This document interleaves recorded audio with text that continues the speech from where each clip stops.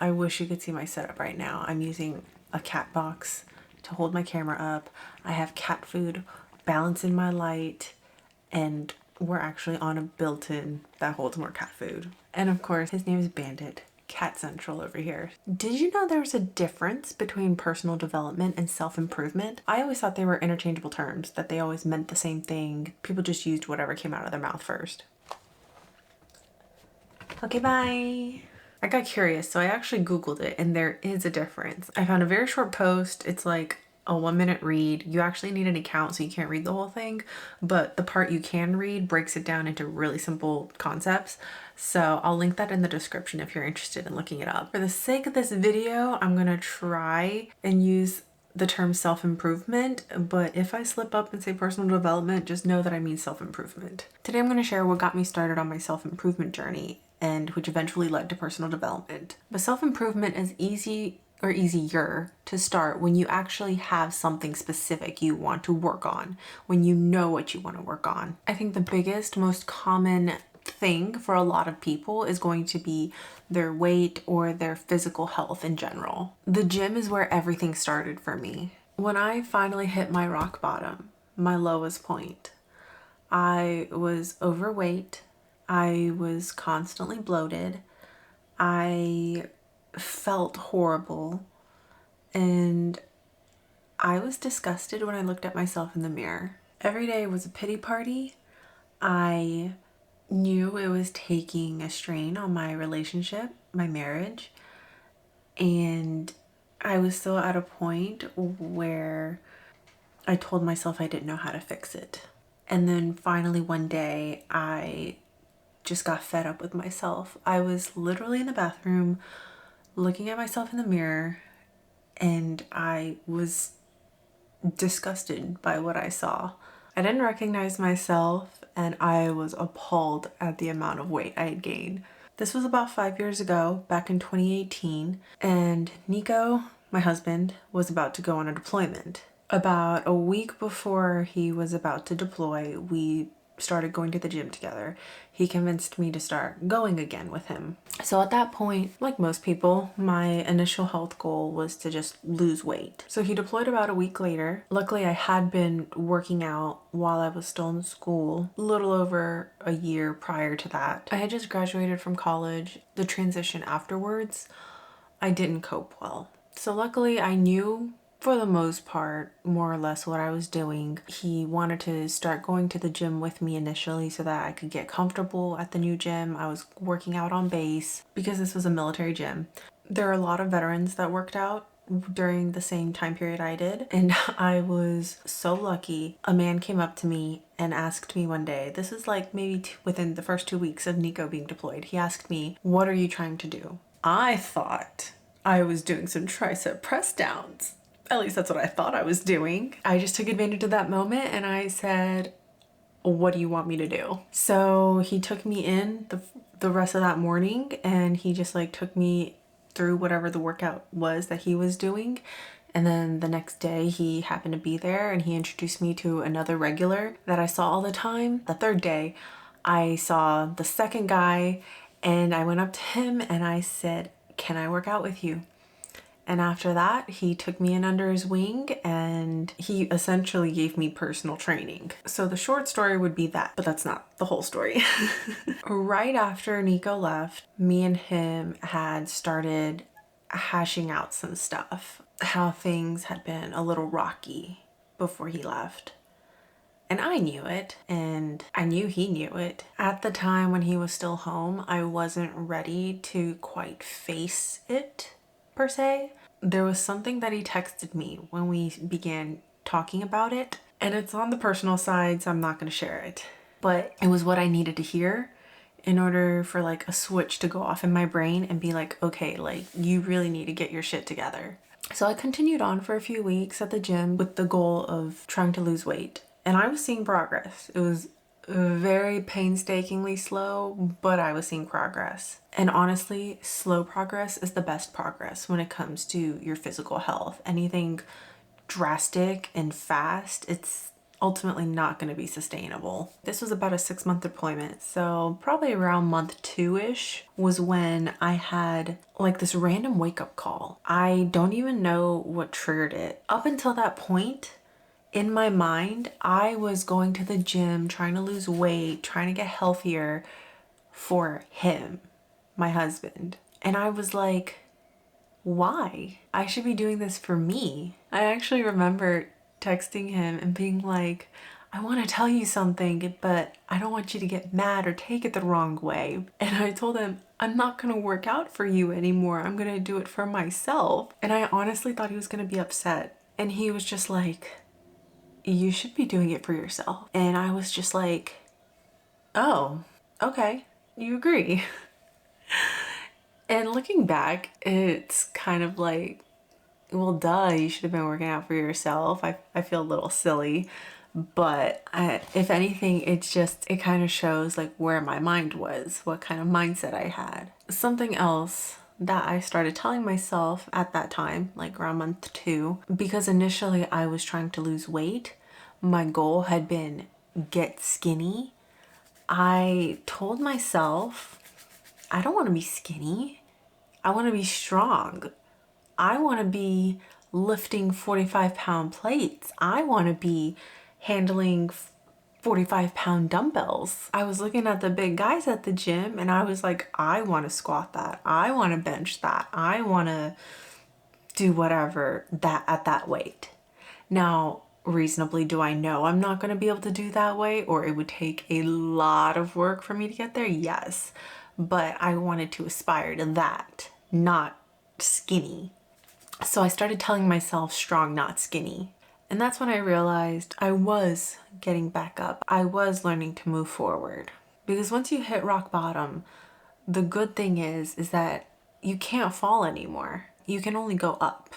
Something I wish people really understood about the gym is the why. Why is it such a sacred place for so many people who get into working out? You know, we want to make fun of some people, calling them gym rats, saying they live at the gym, that they are obsessed and addicted to the gym, and it's true. But there's a why behind it. I think most gym goers would agree with me in that going to the gym teaches you so many life lessons that you can then apply to every other aspect of your life. It's not just about how much weight can I pick up and put back down. When I made that realization, I swear it like opened up my mind. That's when I had a real shift in my mindset. I started reflecting on what got me into the gym initially, which was to lose weight for my husband. That led me back to the thought of, well, how can I be a good partner if I'm not at my best, if I'm not taking care of myself? One of the biggest changes I noticed was from before, how I felt horrible, like just getting out of bed and just doing stuff, errands and chores around the house was so tiring and exhausting, and I was sluggish, to after I started working out, I started feeling better. And when I felt better, that just overflowed into everything else in my life. I was willing to put myself out there more and try and meet new people, to make friends. I was getting a start on my day earlier. I had way more energy to get through my day. Like, I just noticed how I felt was probably the biggest change that I noticed physically. I fell in love with the feeling of like, I'm being healthy for me. I feel so good. Something I've come to recognize over the years is that you are the only one that you have to live with till the end of your days. I started recognizing that concept a few years ago when I started this whole self-improvement journey, but I wasn't really able to put that concept into words until recently. It's because I was actually saying it to someone else. But because you're the one that you have to put up with for your entire life, why wouldn't you want to make that easier on yourself? Why wouldn't you want to be your best self for yourself? I am truly going to be forever grateful for the gym, because working towards improving my body led me to working on my mind, how I thought. I'll call myself out. I had horrible victim mentality before this whole thing. It was always, woe is me, you know, why is everyone else doing better? Why do they have that? Why don't I have this? And instead of holding myself accountable and actually doing something to make change, it was just, oh, the world is out to get me. And looking back, I think I have to give a small amount of credit to who I used to be when I thought I was a victim to everything, when I thought life was always happening to me. Because if I didn't have that perspective, I wouldn't be how I am today, knowing that it's not what happens to you. It's what you choose to do. It's how you choose to react and move forward. Because the only thing you have control over is how you respond. How are you going to react? What actions are you going to take? You can't control what happens to you in life. And I'm telling you, once I had that realization, and I know I've said I've had so many realizations, I feel like they've all led to one another, like a little snowball in my mind. But once I had that realization, life got bearable. I'm not gonna say life is easy because I think we all know it's not. Once I started seeing the progress in my physical health, that kind of led me to branching out. Where else can I improve? How else can I improve? I started gaining interest in different content creators who were putting out information on growth, personal development, self-improvement, all that fun jazz. That was the type of content I started consuming.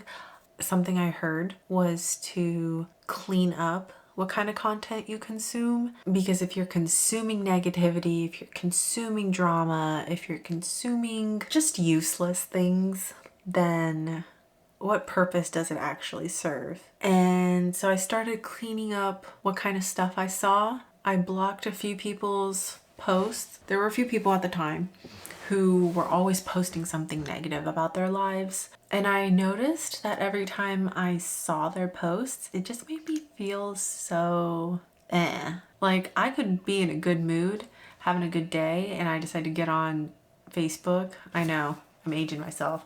I get on Facebook, do a little scrolling, see their post, and I would just like not feel happy anymore. Even though it had nothing to do with me. It was just the negativity of it. Consuming that negativity made my mood go down.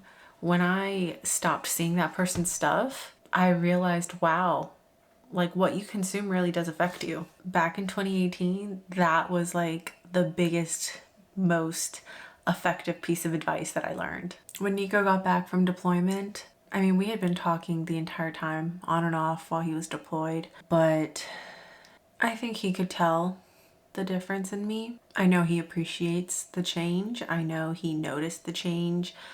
And we just talked through everything that I learned about myself, everything about the experience. He affirmed everything. Even though you shouldn't need validation, he did validate me. And it was nice knowing that I had his support and that he agreed with the mindset shift. And he essentially had his own mindset shift as well during the deployment. It was nice being able to work on myself for us to then come back together and just strengthen our relationship by that much. I don't know if you'd call it a quality or an aspect, but one of the things that I truly love about personal development, self-improvement, is the fact that it never ends. If you ever come to a point where you think, that's it, I am done, there's nothing else for me to work on, there's nothing else for me to build upon, you are sorely mistaken, because it doesn't end. There's always something you can improve on. There's always something you can learn. And that's something that I have come to appreciate, the fact that I will always be a work in progress, because that means there is something that I can always make better.